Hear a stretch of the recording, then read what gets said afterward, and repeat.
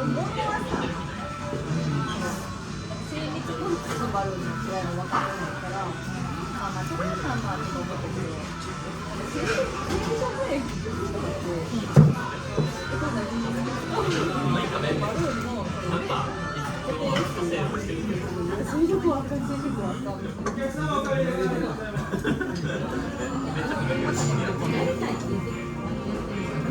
声かけしてだからやりたいです。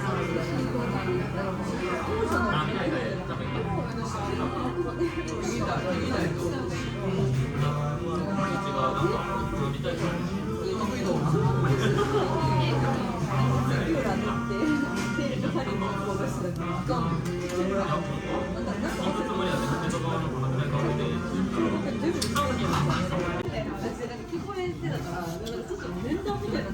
そう思ってるから、何これとか思って、